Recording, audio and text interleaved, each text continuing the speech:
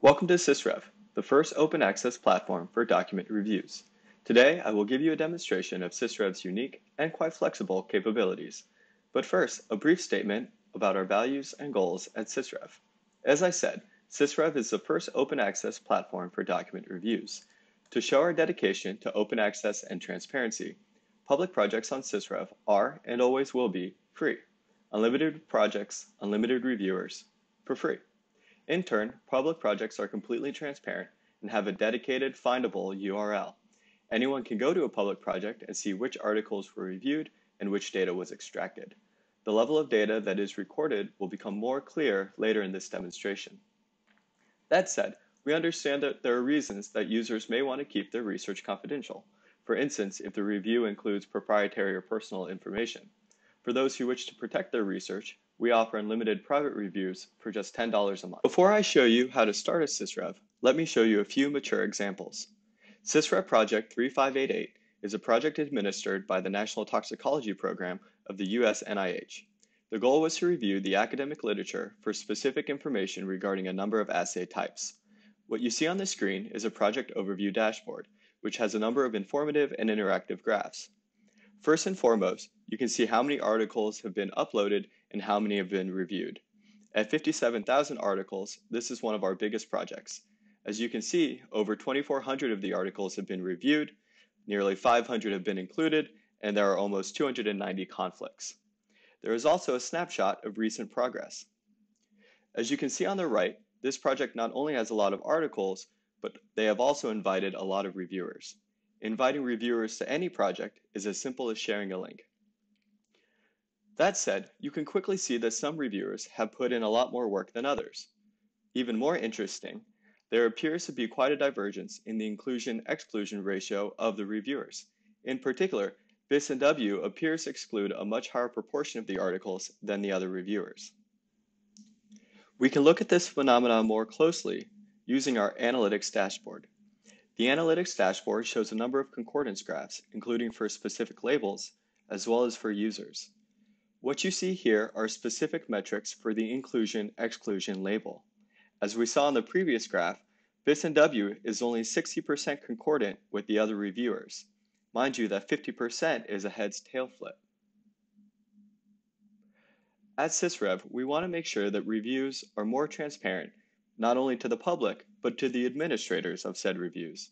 Seeing which reviewers or labels have the lowest concordance allows the administrators to take preventative measures, whether it's clarifying the definition for a specific label or reassigning articles that may have been poorly reviewed. By giving this type of insight, we hope to illuminate potential issues before it's too late. Back to the overview dashboard. As I scroll down, you will see the answer counts for each label category. For this particular project, they created the label categories, key characteristics, assay specified, hallmarks, organisms, publication type, and type of study. What you then see below are the counts for each label category. As I will show later in this demonstration, Sysrev allows the utmost flexibility when creating label definitions. But first, let's start diving into what we mean when we say that Sysrev is completely transparent.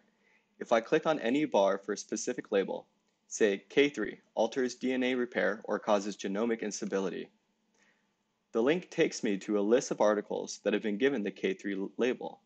The link above is shareable, as label type is one of the many filters that we provide on the left. On the right, you'll see each article and the reviewers of that article. As you can see for the first article, it appears that the reviewers disagreed on inclusion. If I click on the article, sure enough, I'll see that Julia Nanani did not include the article, whereas Olga Dagrushin did include the article and ascribed a number of labels to that article.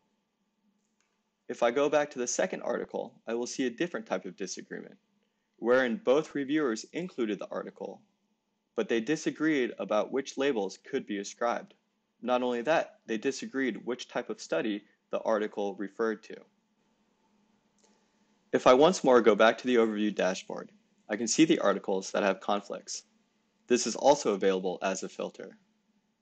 Giving insight into conflicts and resolutions is another area where Sysrev allows more transparency into how a review was conducted. There are a number of ways that users can export their data.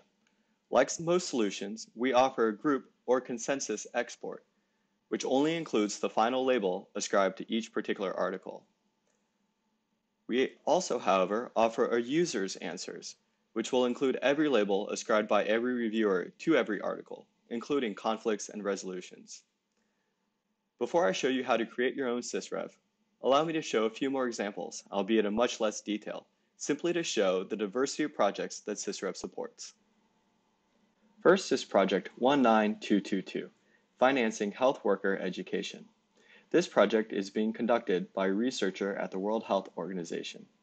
As you can see, they are paying particular attention as to why particular articles were excluded, as well as to the geographic location that was the focus of each article. Next is actually a number of reviews being conducted by GESI, the Global Evidence Synthesis Initiative on Human Evidence in Conflict and War.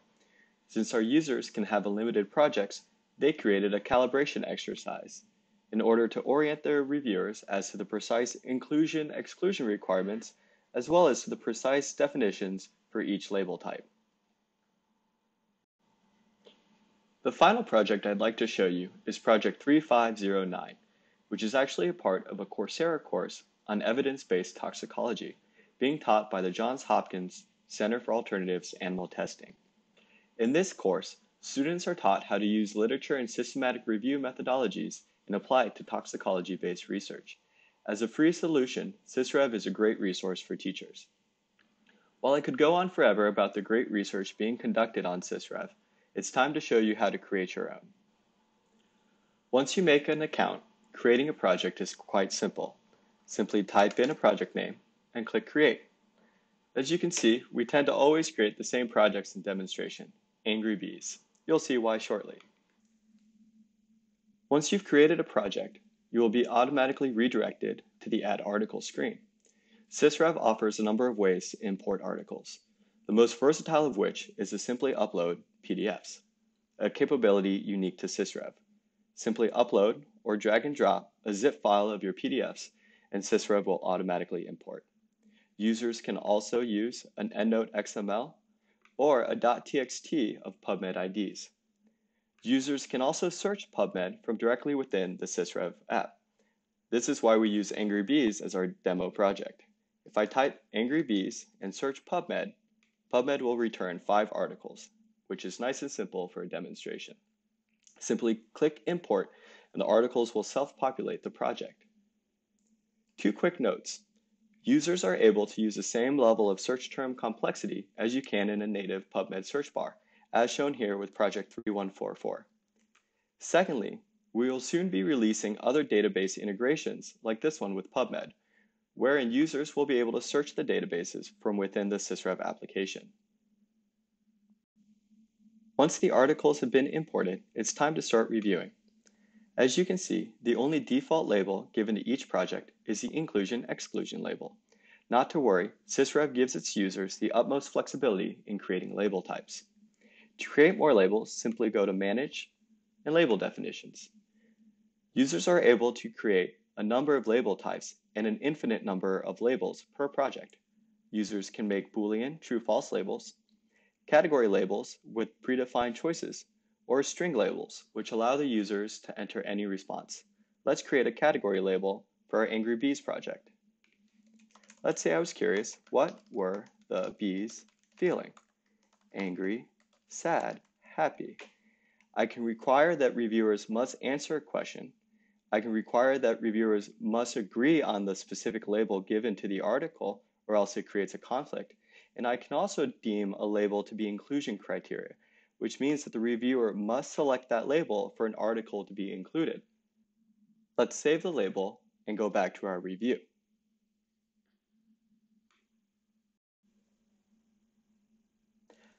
The review screen shows me my title and abstract, or a full document if the PDFs were uploaded, as well as the 2 label definitions on the left. Let's say I want to try to include this article, but I say that the bees were happy, which was not my inclusion criteria. Sysrev is going to show me an error or conflict.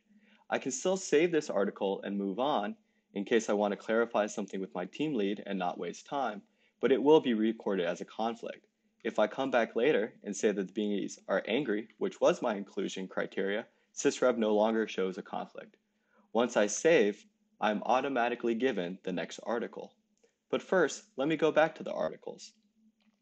Just like before, you will see a record of the review on the given article, as well as the specific labels that were ascribed. This information is also immediately shown on the overview dashboard. There is one more functionality I'd like to show you, and for that, let's return to project 3588. As I scroll down, take a look at the prediction histogram on the left. What you see here is a machine learning model that continuously runs in the background of Sysrev. What it does is predict whether or not a given article will be included. The graph is a little distorted right now, but that's because only 2,400 of the 57,000 articles have been reviewed. If I deselect unreviewed articles, a clearer picture emerges. The red bar shows the count of the number of excluded articles and the percent chance that Sysrev predicted they would be included. The green bars are the counts for the included articles. As you can see, the system isn't perfect, but it does allow the possibility of significant time savings if utilized. Users are able to filter articles based on the model's predictions. Say, only show me articles that have a greater than 30% chance of being included. If we reselect the unreviewed articles, we can see that over 20% of the remaining articles have less than a 2% chance of being included. Given the amount of time it takes to review each article, this represents a significant potential time savings. Finally, allow me to show you the other way Sysrev uses machine learning, and that's on the back end of literature reviews. Let's go back to project 3144. This was a project wherein reviewers were paid 50 cents per article to find genes in text. The goal was to train a natural language processing model to recognize genes in literature. Once the review was done, we did just that. You can see how in greater detail on our blog, quickly shown here. Once we trained the model, we put it to use. Which Genes Matter is a simple web app we built with the NLP model. In this app, I can enter any search term, and the app will search through PubMed and find me the genes most associated with that term. Let's see it in action. If I type longevity, it immediately begins to read and analyze PubMed. After a few seconds, a chart appears of the genes most commonly associated with the term. As expected, we see IGF-1 and SIRT1 near the top of the list. As another quick example, let's search for breast cancer.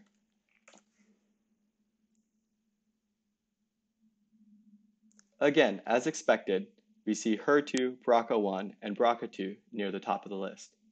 In this way, we can help our partners develop actionable applications using models trained on the data extracted from their reviews. In some cases, we can even automate the entire review task, albeit with a fair amount of effort from both parties. That said, we are always happy and excited to discuss such possibilities. I hope you have enjoyed this demonstration of Sysrev, and I have convinced you of its incredible flexibility. As I said at the beginning, public projects on Sysrev are and always will be free. We hope to support open access and transparency in all facets of research. However, we are happy to support our partners who require confidentiality. Either way, we believe Sysrev can support your research, and thank you for listening.